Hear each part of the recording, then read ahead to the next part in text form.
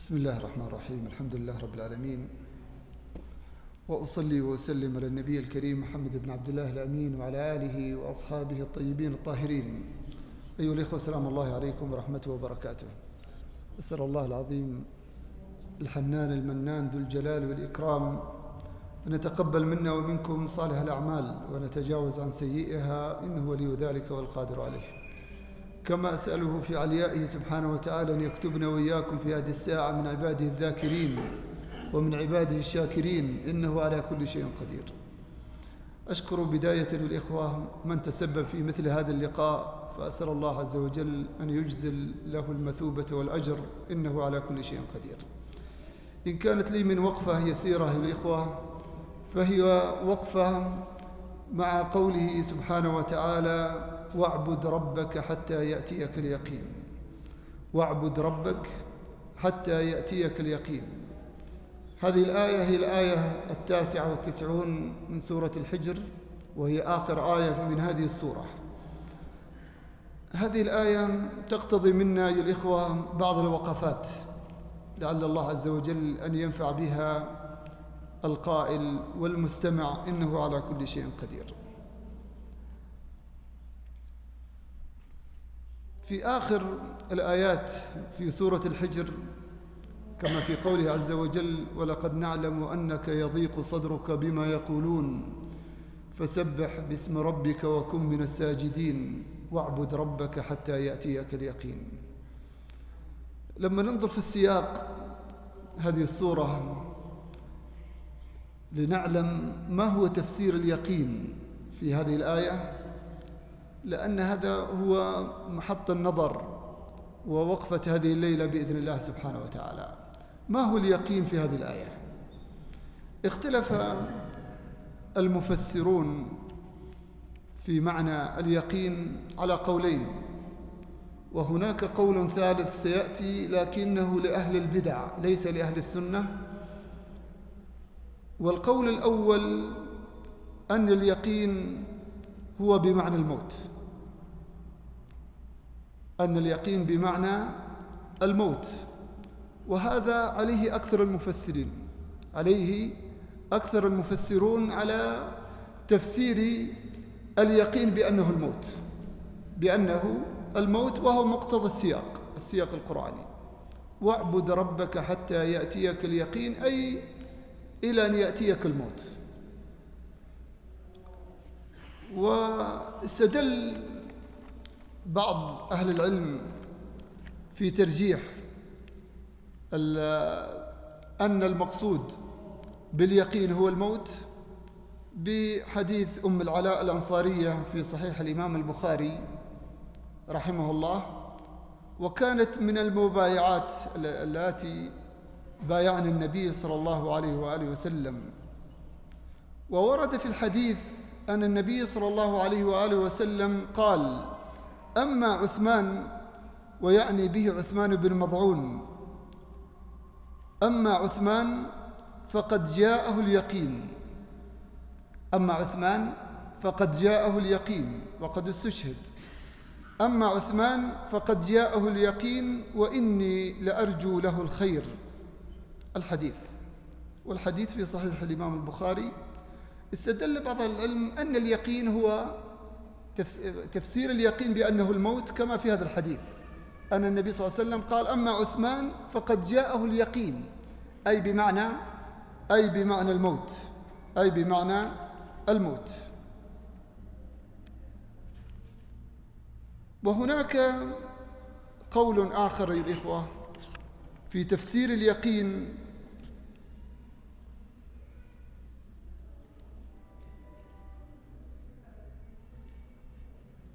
على أن تفسير اليقين في سياق الآية متصل بنصر الله عز وجل، أي حتى يأتيك اليقين، أي حتى يأتيك نصر الله المؤزر الذي لا مرية فيه، الذي لا مرية فيه. وقال به من العلماء رجل أو عالم يسمى ابن شجرة، لكنه قول مرجوح.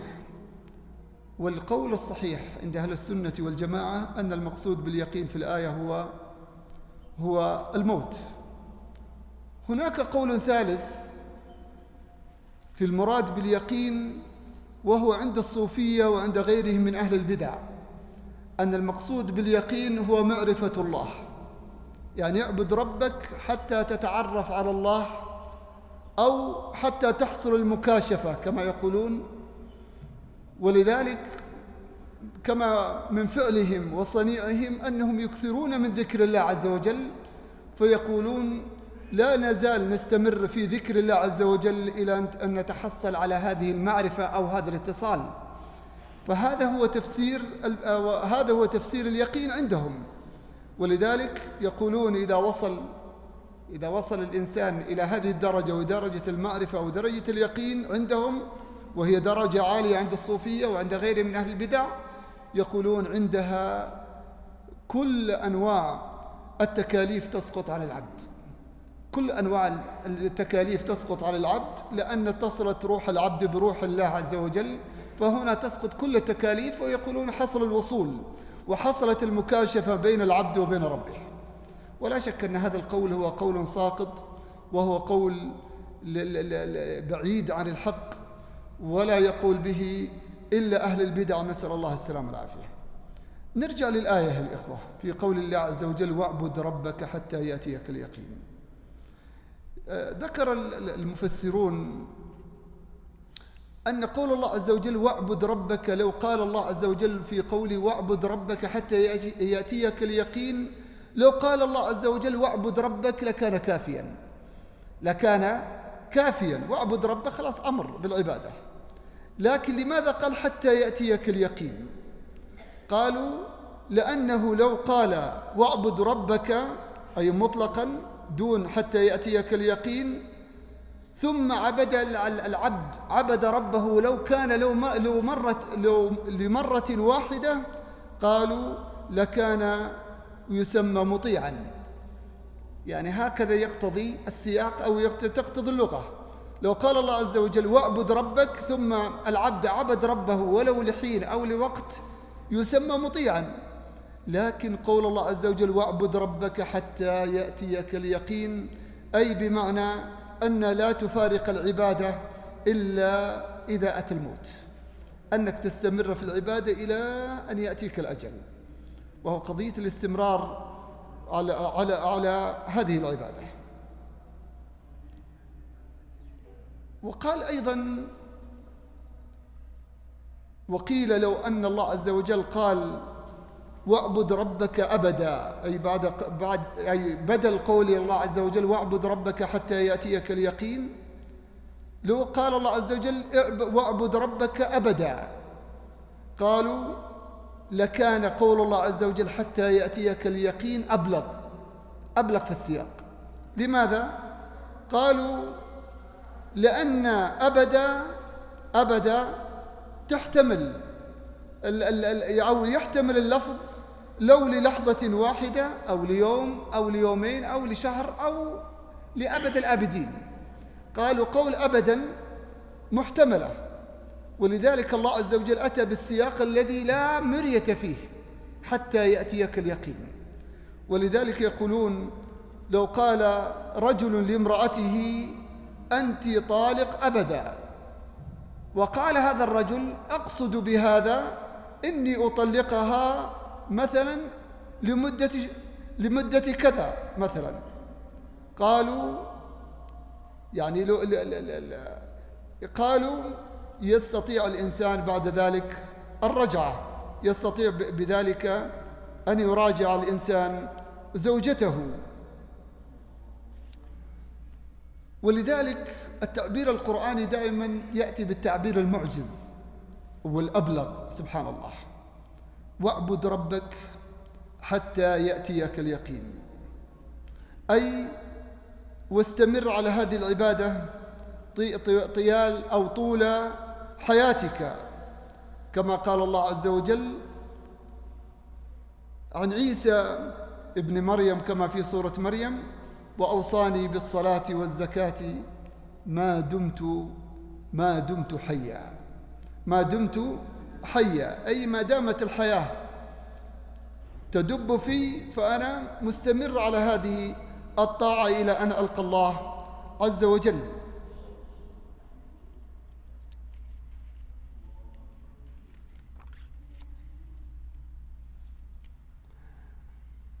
نلاحظ الإخوة أن القرآن أطلق على الموت صفة اليقين.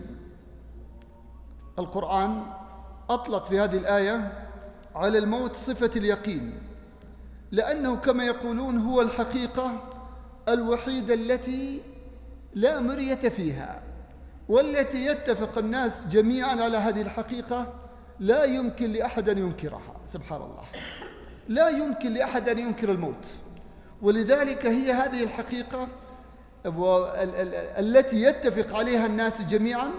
ولذلك عبر القرآن بأن هذه العبادة وهذه الطاعة تكون مستمرة إلى حين اليقين.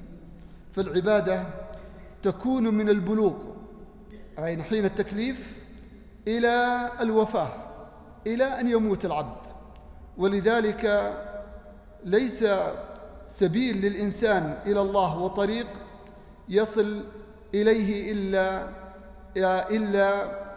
إلا باليقين، إلا بالوصول إلى اليقين.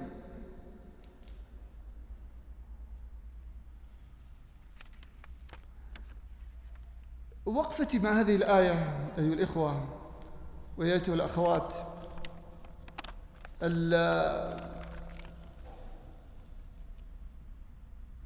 النبي صلى الله عليه وآله وسلم وهو القدوة عليه الصلاة والسلام عبد الله عز وجل فعلا حتى أتاه اليقين عليه الصلاة والسلام، وهو قدوتنا بأبي أمي صلى الله عليه وسلم. وكان النبي صلى الله عليه وسلم يقوم الليل حتى تتفطر قدماه عليه الصلاة والسلام، وهو الذي قد غفر له ما تقدم من ذنبه وما تأخر. ثم يقال للنبي صلى الله عليه وسلم: أولم يغفر لك ربك؟ فيقول النبي صلى الله عليه وسلم: أفلا أكون عبدا شكورا، أفلا أكون عبدا شكورا. فكان النبي صلى الله عليه وسلم هو العبد حقيقة، حقق العبودية، وفوق ذلك كان شاكرا فعلا، حقق معنى أو رتبة الشكور عليه الصلاة والسلام. ولذلك هو قدوتنا بأبي أمي صلى الله عليه وآله وسلم. ولذلك أيها الإخوة وأيتها الأخوات، لا شك ولا ريب أن الإنسان تمر به مواسم لربما الإنسان يقبل بها على الله عز وجل وتجده مستمر على العبادة، لكن ما أن ينتهي يعني ذلكم الموسم إلا ولربما الإنسان يتراجع عن تلك الهمة وتلك الغاية. ونحن عشنا في رمضان المنصرم، وفي كل رمضان ربما نجد من الإقبال على الله سبحانه وتعالى، ثم ما يلبث أن يأتي شوال إلا ولربما تخور الهمم وتضعف العزائم ويجد الإنسان من نفسه التراجع. ولذلك نقول لا بد أن نذكر أنفسنا دائما وأبدا بأن الله عز وجل أمرنا كما أمر النبي صلى الله عليه وسلم: واعبد ربك حتى يأتيك اليقين. فرب رمضان هو رب شوال ورب سائر السنة، ولذلك يستمر الإنسان على هذه العبادة حتى يلقى الله سبحانه وتعالى. والله عز وجل عندما يقول: واعبد ربك حتى يأتيك اليقين، المطلوب من العبد أن يعني يستمر على العبادة وإن قلت، فقليل يستمر عليه العبد خير من كثير منقطع، خير من كثير منقطع. ولذلك المطلوب من العبد أنه يستمر على العبادة، ويعني تكون له عادة بإذن الله سبحانه وتعالى ملازمة له حتى يلقى الله سبحانه وتعالى في أنواع العبادات. ولا شك أن موسم رمضان وبعض المواسم لربما تزداد الهمة ويزداد الإقبال على الله سبحانه وتعالى، لكن متى ما انقضت تلك المواسم تجد الإنسان وإن كانت قلت عنده الهمة أو الإقبال، لكنه لا يزال على العهد ولا يزال على الاستمرار على العبادة حتى يلقى الله سبحانه وتعالى. ولذلك وصيتي لنفسي أولا ثم لكم ثانيا أننا فعلا أن نتواصى كما أوصى الله عز وجل النبي صلى الله عليه وسلم، وهو وصية للأمة: أن نعبد الله حتى يأتي الموت، أن نعبد الله ونستمر على عبادة الله سبحانه وتعالى حتى يأتي الموت. ولذلك من فوائد الاستمرار على العبادة وتذكر اليقين بأن العبد سيلقى الله سبحانه وتعالى، لا شك أنها درجة عالية ودرجة سامية، ولربما أنه لا يبلغها الله عز وجل إلا لأصفيائه وللناس الذين الله عز وجل اصطفاهم واجتباهم. ولذلك أقول إننا ينبغي أن يكون الإنسان عنده همة للوصول إلى اليقين، وهو درجة أن يموت العبد وهو راض الله عز وجل عنه وهو راض عن ربه. ولذلك يكون في مثل هذا الحال لحظة الشوق للقاء الله سبحانه وتعالى، لحظات أن الإنسان لو عرضت عليه الدنيا والاستمرار والبقاء والخلود فيها لا ارتضى مقام أن يلقى الله سبحانه وتعالى ولقاء الله عز وجل. هنا العبد يكون فعلا اشتاق للقاء الله عز وجل، لأنه كان مستمرا على طاعة ربه عز وجل، ولأنه كان دائم الصلة بالله عز وجل. اليقين وهي درجة عالية ولا شك أن يصلها العبد. هناك من الأعمال التي ربما تسهم في مثل هذا أن الإنسان إذا أتاه اليقين يأتيه وهو راض عن ربه وهو راض عن عمله، لعل الله عز وجل أن يجعله يعني مثل هذا العمل قربة أن الله عز وجل يرضى به عنه. من تلك الأعمال التي ينبغي أن نحرص عليها كثرة النظر والبحث في دلائل عظمة الله سبحانه وتعالى. كلما كان الإنسان دائما نظر في دلائل عظمة الله سبحانه وتعالى، وينظر دائما ويدقق في شواهد التوحيد ودلائله الصحيحة الدالة على وحدانية الله سبحانه وتعالى بأنه هو الملك وهو المدبر سبحانه وتعالى لهذا الكون، كلما عظم هذا الأمر في نفسك ودمت واستمريت وأنت تدقق في هذا الأمر ستصل إلى درجة اليقين بإذن الله سبحانه وتعالى. من تلك الأعمال التي كلما حرص عليها العبد وصل لدرجة اليقين بإذن الله سبحانه وتعالى، وهو بذل الوسع في فعل الطاعات والمجاهدة والمصابرة عليها حتى تلقى الله سبحانه وتعالى. الجنة حفت بالمكاره، ولذلك يحتاج الإنسان أن يصبر على هذه المكاره حتى يصل إلى الجنة. أيضا من تلك الأعمال التي تؤدي بك بإذن الله عز وجل أن تصل إلى هذه الدرجة السامية اجتناب المنهي عنه، ومن أجل أن تتزكى هذه النفس وأن تتخلص من حظوظها وأن يسلم القلب ويزداد الإيمان، وحتى يبلغ العبد بإذن الله عز وجل مرتبة اليقين. بهذه الأعمال بإذن الله سبحانه وتعالى ستسهم إسهام كبير جدا في الوصول إلى هذه الدرجة السامية، أن تصبر على طاعة الله عز وجل، أن تحقق الوحدانية والتوحيد له سبحانه وتعالى، أن تكون مجتنبا لنواهي الله، ولتكن دائما مراقبا لله عز وجل في السر وفي العلن. أسأل الله سبحانه وتعالى بأسمائه الحسنى وصفاته العلى أن يجعلنا وإياكم ممن تحسن له الخاتمة.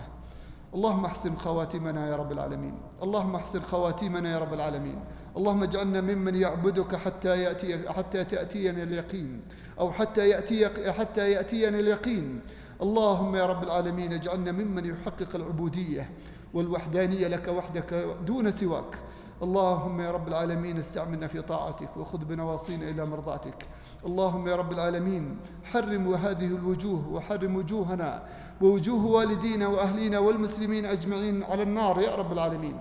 اللهم اجعل الجنة هي مأوانا يا رب العالمين. اللهم يا رب العالمين نسألك أن ترضى عنا يا رب. اللهم ارضى عنا يا رب العالمين. اللهم ارضى عنا، اللهم ارضى عنا فقد رضينا عنك. اللهم تول أمرنا واغفر ذنوبنا واستر عيوبنا واصلح ذات بيننا واهدنا سبل السلام. اللهم اصلح ولاة أمورنا وولاة أمور المسلمين، وهيئ لهم البطانة الناصحة الراشدة يا رب العالمين. اللهم اصلح حال أمة محمد صلى الله عليه وسلم. اللهم ردها إليك ردا جميلا، اللهم ردها إليك ردا جميلا. اللهم اصلح نساءنا وبناتنا وأولادنا وفلذات أكبادنا. اللهم اصلح أسرنا واصلح مجتمعاتنا واصلح حال أمة محمد صلى الله عليه وسلم. اللهم ردنا إليك ردا جميلا، اللهم ردنا إليك ردا جميلا، اللهم ردنا إليك ردا جميلا. اللهم يا رب العالمين وفقنا لعمل صالح تقبضنا عليه يا رب العالمين. اللهم وفقنا لعمل صالح تقبضنا عليه وأنت راض عنا يا رب العالمين. اللهم إنا نسألك يا رب في هذه الساعة المباركة ألا ينفض هذا المجلس إلا وقد قيل لنا قوموا مغفورا لكم، قد بدلت سيئاتكم حسنات. اللهم أنت الغفور، اللهم أنت الودود، اللهم أنت غفار الذنوب، اللهم أنت ستار العيوب، اللهم استر عيوبنا واغفر ذنوبنا. اللهم يا رب العالمين حسن أخلاقنا، اللهم واسترنا في الدنيا وفي الآخرة. اللهم ارض عنا يا رب العالمين. أسأل الله عز وجل بمنه وكرمه أن يتقبل منا ومنكم، إنه سميع مجيب. وصلى الله على نبينا محمد. جمعية الدعوة والإرشاد وتوعية الجاليات بأبها، بالدعوة نحيا.